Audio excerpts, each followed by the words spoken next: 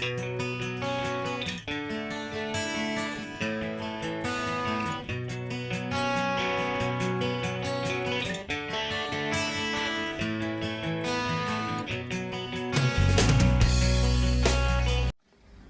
দর্শক বন্ধুরা, আমি Suken Bhatt NSB goat farm থেকে আপনাদের স্বাগত জানাই। আমি আজ চলে এসেছি হুগলি জেলার পুলবা থানার জারুয়া গ্রামে। এইখানে এই ভাই আমার কাছ থেকে 25খানা ছাগল নিয়ে ফার্ম শুরু করেছিল আজ থেকে 1.5 থেকে 2 মাস আগে।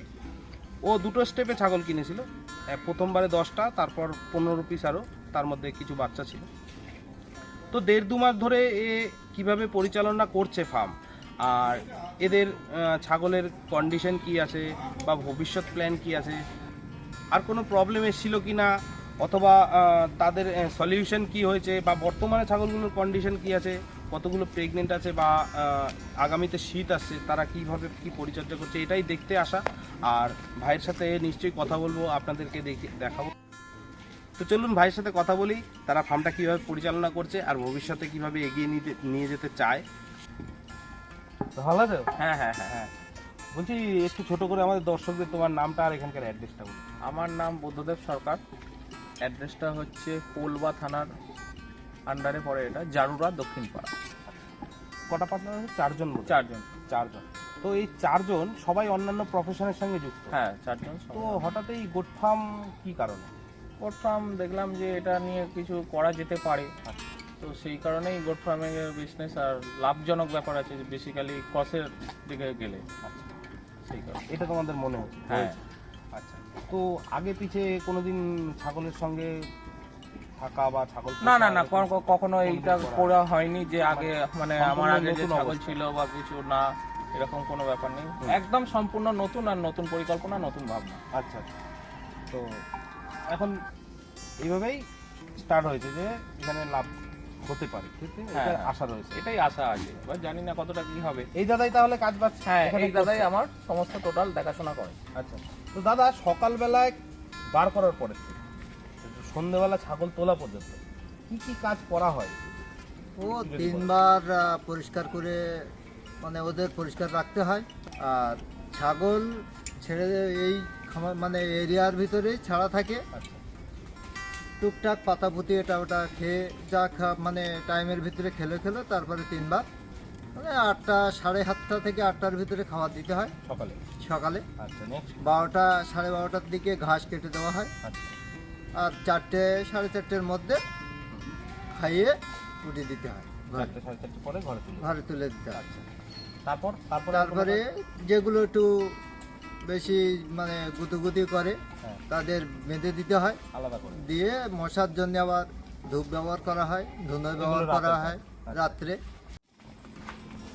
আচ্ছা দাদা, এই যে এগুলো খাচ্ছে এরা খুব মানে উৎসাহের সঙ্গে খাচ্ছে, কি খাচ্ছে এগুলো?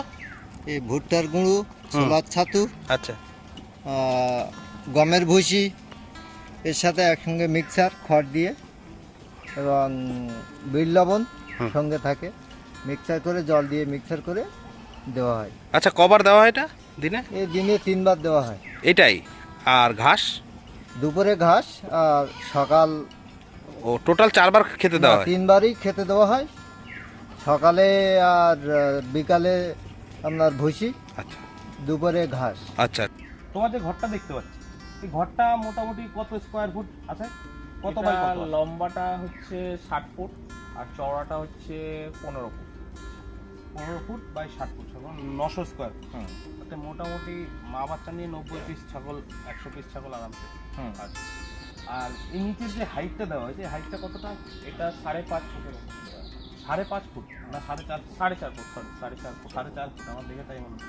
ভিতরে পার্টিশনগুলো করা আছে, ওগুলো আমি দর্শকদের দেখাচ্ছি। ভিতরে যে পার্টিশনগুলো করা রয়েছে, কটা পার্টিশন করা আছে? পার্টিশন করা আছে 2, 4, 7টা পার্টিশন করা আছে। এর কারণটা কি? এর কারণ হচ্ছে একটা ব্রিডার পারপাসের জন্য করা আছে, একটা বাচ্চাদের স্টেজের জন্য করা আছে, আর কিছু গাভিন ছাগলের জন্য আলাদা পরিচর্যা করতে হয় তার জন্য এটা করা আছে। আর হচ্ছে আর যেগুলো মনে করো নর্মাল আলাদা খাসি নন প্রেগন্যান্ট থাকলো তাদের জন্য একটা পার্টিশন করা আছে। আচ্ছা যাই হোক, আরেকটা কথা জানতে চাই, এই যে ছাগলগুলো মানে যখন নিয়ে আসা হয় প্রথম চান্সে তো একটু আধটু প্রবলেম তো আসেই সবাই, সব তো যেখানে এই যে প্রবলেমগুলি তুমি কি কি প্রবলেম এসেছিল এটা একটু যদি বলো। আমার প্রথমে যখন আমি ছাগল এনেছিলাম সেই সময় ছাগলের শরীরগুলো একটু মানে খারাপ হয়েছিল, মানে বডি ওয়েট কমে গেছিলো। আচ্ছা ঠিক আছে, তারপর মোটামুটি সব কটারই প্রায় যেহেতু ঠান্ডার ভাবটা লেগেছিল গাড়িতে আনার ফলে, তো একটু ঠান্ডা সর্দি ভাবটাও লেগেছিল। আচ্ছা, সেগুলো আস্তে আস্তে রিকভার করে ফেলেছি। হ্যাঁ কিছু কিছু ছাগলের দেখেছিলাম মুখে ঘা হয়েছে। হ্যাঁ, মুখে ঘা হয়েছিল যেগুলো, হ্যাঁ সেগুলো তুমি বলেছিলে যে এই ওষুধগুলো দাও, তো দু একটা ছাগল তাতে recover হয়ে গেছে? হ্যাঁ, তাতে রিকভার হয়ে গেছে। ডাক্তার কিছু না না, ডাক্তার আমার এই ফার্মে আজ পর্যন্ত আসেনি কখনো। ঠিক আছে, যা ট্রিটমেন্ট নিজেই করা হয়েছে। নিজেই করা হয়েছে বলতে দাদার থেকে পরিকল্পনা নিয়েই প্রথমে আমরা শুরু করেছিলাম, আর সাপোর্টিংটা ডাক্তারের ব্যাপারে সাপোর্টিংটা টোটালটাই দাদা দিয়েছে। আচ্ছা, এই যে ঘরটা, এর যে গলিটা, এই গলিটা আলাদা আলাদা আলাদা পার্টিশন তো কিছুটা জায়গাও মার খেয়েছে, এই পার্টিশনটা আর এই গলিটা আলাদা করার কারণটা কি? এই গলিটা আলাদা করার কারণ হচ্ছে যে আমরা যাতে এসে ছাগলগুলোকে ঠিকঠাকভাবে খাবারটা দিতে পারে, হাঁটা চলা করার জন্য এইটুকুনি একটা জায়গা রাখা।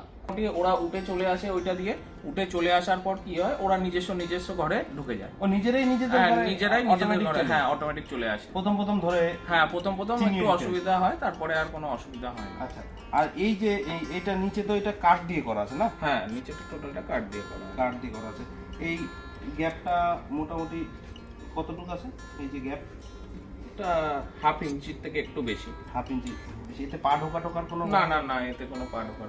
আর এমনি ডিসব্যালেন্স হওয়ারও কোনো? না। আচ্ছা, এই যে সাইডে যে এই নেট দেওয়া আছে, নেটের বাইরে সাদা পলিথিন, সাদা পলিথিনের কারণ? সাদা পলিথিনের কারণ হচ্ছে আলোটা যাতে ঢুকতে পারে। শীতকালে সবসময় তো পলিথিন তুলে রাখা যায় না, ভোরের দিকে শীতটা আসে, ঠান্ডা হাওয়া আসে, সেই কারণে পলিথিনটা ফেলে রাখা হয়, আর তার মধ্যে আলোটাও হয়, সবসময় ঘরটা অন্ধকার থাকে না, ওই কারণেই সাদা পলিথিন। ও মানে বাতাসটা যাতে আটকে যায়, বাতাসটা আলোটা যায় যাতে আলোটা যাতে আসে। আচ্ছা, সেই কারণে। আচ্ছা, এই যে উপরে দেখছি দোতলা ঘর, তো এই উপরে গ্যাপ আছে, এই গ্যাপগুলো কিন্তু আগামীতে জানুয়ারি ডিসেম্বর আসছে, এতে কিন্তু এই গ্যাপগুলো কিন্তু মেরে দিতে হবে, ঠিক আছে? আচ্ছা, এই জায়গাটা নালে উপর দিয়ে ঠান্ডা ঢুকবে, নিচটা যে ক্লিয়ার দেখলাম, এই নিচটা কিন্তু ওইটাই এরকম একদম এরকম সাদা পলিথিন, কালো যেমন কোটার ক্রস ছিল, এইটা যেমন সিডের ক্রস ছিল। আচ্ছা, এই একটা ছাগল দেখতে পাচ্ছি, এটা তো প্রেগনেন্টই ছিল, এখন তো এটা খুব তাড়াতাড়ি বাচ্চা হবে, খুব সুন্দর ক্লেজি ছাগলটা। তো যা মোটামুটি ছাগলের যা চেহারা আছে খুব ভালো মেনটেন করেছো তুমি। ভিডিওটি যদি ভালো লাগে নিশ্চয়ই একটা লাইক, কমেন্ট, শেয়ার করবেন, আর সাবস্ক্রাইব করে পাশে থাকবেন। অসংখ্য সকলকে ধন্যবাদ।